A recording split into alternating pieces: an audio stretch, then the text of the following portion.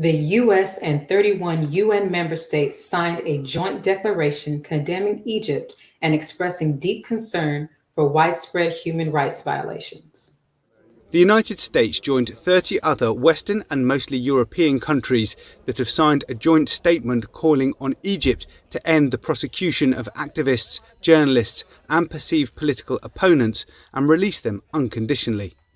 Egypt's foreign ministry expressed, quote, great surprise and disapproval in reaction to the statement, which it said contained inaccurate information without proof. The United States, which has observer status at the UN Human Rights Council, called on Cairo to lift curbs on freedoms of expression and assembly. Egypt is a close ally of the United States, but the Biden administration has vowed to speak out about human rights violations. President Abdul Fattah al-Sisi, who ousted the Muslim Brotherhood from power in 2013, has overseen an extensive crackdown on political dissent that has steadily tightened in recent years. Sisi has said there are no political prisoners in Egypt and that stability and security are paramount. Joining us to discuss is Brian E. Muhammad. Greetings. Greetings. Thank you. Thank you. A joint UN declaration signed by the U.S. and other members highlighted Egypt's restrictions on freedom of expression and the right to peacefully assemble for society and political opposition. What has prompted this action by the UN? Well, Rosalind, it was actually pressure from human rights groups and organizations from around the world who wanted to make sure that the problem of Egypt was placed on the Human Rights Council radar screen. Egypt is a member state along with these other states that you mentioned, the 31 countries that signed a letter to condemn Egypt for its human rights abuse problem. And so it took outside groups, independent groups from around the world to put pressure on the Human Rights Commission to take this up recently at their 46th session that just ended, in fact, a week ago. And so really it was pressure from the rights organizations from around the world that brought this on. Okay. Now, the last joint declaration on the human rights situation in Egypt at the Human Rights Council was co-signed by 26 countries in March of 2014. Why has the human rights situation in Egypt deteriorated since then? Well, first, Egypt has always had a problem.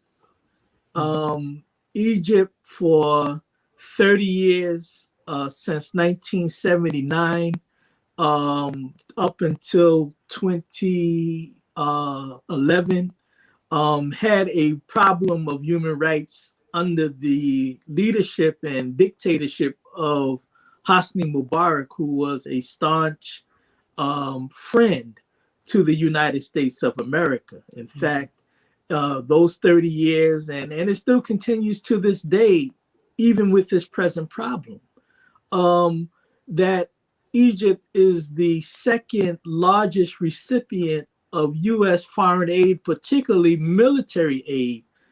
This first being Israel, Egypt is number 2. So it has deteriorated because it never changed. When they had the Arab Spring back in 2011, they talked about a new day.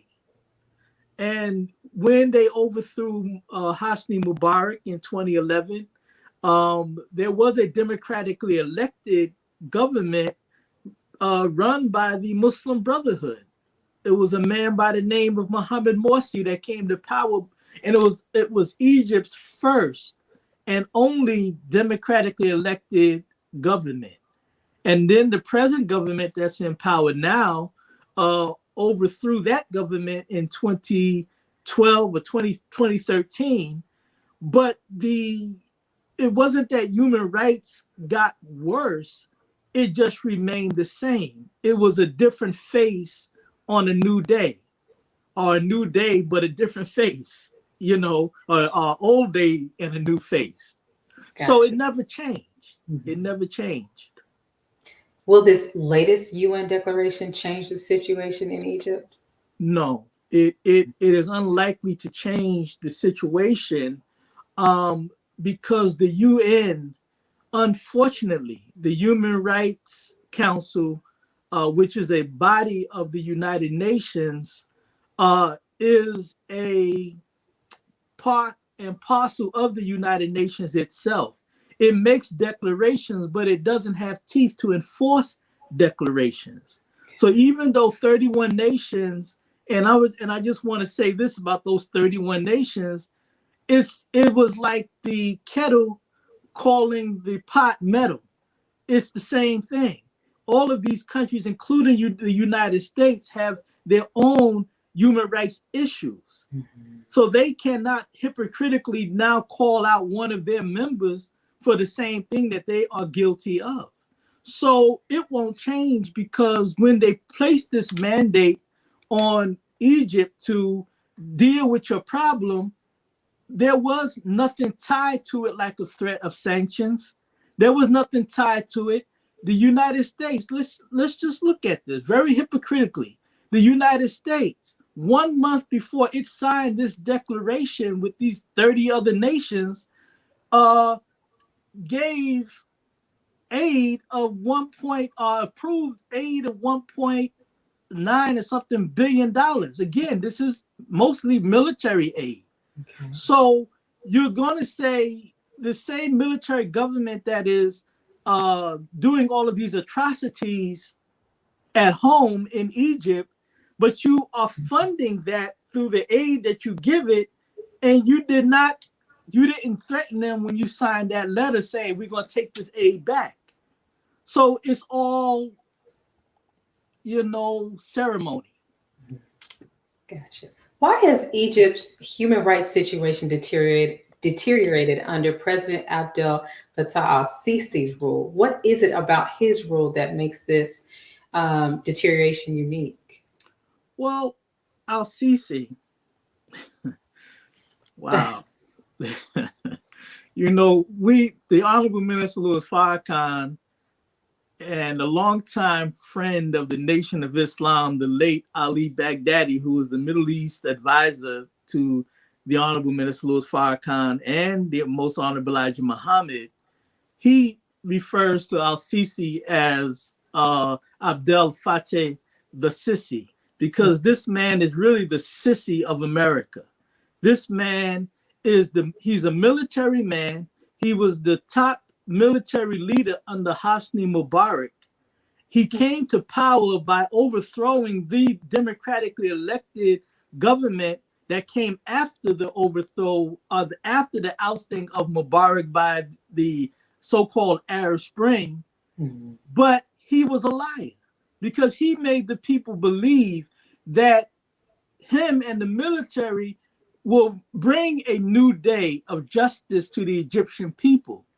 But he did not. He continued the legacy that he was always a part of. So Al Sisi, again, he's just a new face to an old problem, a Okay. problem that never went away under the Arab Spring, a problem that will remain there as long as Al Sisi is in power and the military is in power. See, Mm. this is the problem. The military is the problem in Egypt.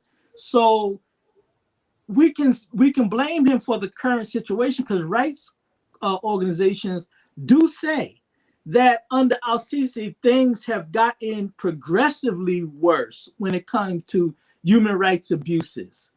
But again, when you look at it in the spectrum of history, again, it's the same game but a different player. The Egyptian security forces have been accused of engaging in systematic abuses. What abuses have the Egyptian government and security forces actually been accused of? Well, wow, many things. Mm. Forced disappearances, jailing people, holding people, what they call incommunicado, where they hold somebody, but they don't have access to lawyers, their family. In fact, nobody knows where these people are being held. You know, you have people who have been jailed for their outspokenness, and they have been jailed and not given trials for years. You know, I mean, just sitting there in jail, you know. And so then the other thing is the charges. The Egyptian government, they have gotten into a habit, which many authoritarian governments do. They say that they declare a state of emergency, you know. And now, because we have this problem of terrorism in the world, they have used that to falsely charge. They use the terrorism charge and terrorism laws in their country as false pretext to arrest legitimate protesters. So if I speak out, they just charge me with being a member of a terrorist group and plotting terrorism and place me in jail under these unjust circumstances. Gotcha. Okay. Is the Egyptian government attempting to annihilate human rights organizations and eradicate the human rights movement in the country? That's what they're being charged with by human rights advocates and change agents. I would say that yes, they have an interest. If they want to continue the tyranny, which, again, going back to Honorable Minister Louis Farrakhan, he said this is the day of the end of tyrants and tyranny. But if they want to continue, then they have to eradicate anything that speaks or raises its head against tyranny. And so I would say, yes, there is an agenda to eradicate this, you know, because they do not want the accountability of the people. And, you know, and again, we can say the UN and these different international bodies, but these different international bodies are made up of other nations who are not that different from Egypt. Maybe they do their tyranny in a different way, but it's the same thing. How can I trust the fox to give justice to, you know, to the hen? You know, no, the fox gonna do what a fox do. You That's see what right. I'm saying? Right. Or a lion giving justice to some other animal out there that does what it does. It's not gonna happen. That's right. Brother Brian, thank you for your insight on this subject. Thank you. Thank you. Let's pause for announcements from our sponsors. When we come back, Vivian Muhammad, another NNV contributor, will join us to talk about greenhouses. We'll be right back. Be a part of the force that powers truth in journalism. Go to nnvnews.com/donate. Thank you for tuning in to NNV News. Please share your thoughts with us in the comments section below. Follow us on social media at NNV News, and please subscribe to our YouTube channel, National Network View. This is Clifton Muhammad with nnvnews.com.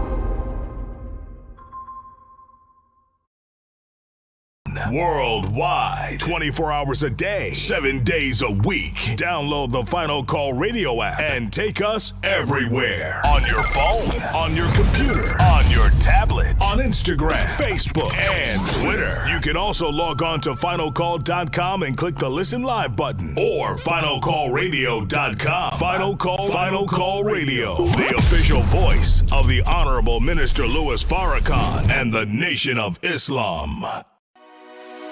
This is Sister Sajda Muhammad. We are proud to announce that the Sajda House commemorative Elijah coins are finally here as we renovate and restore the former home of the most honorable Elijah Muhammad, we have recycled the old copper gutters and downspouts and created a 1 ounce 39 millimeter coin made of 100% pure copper.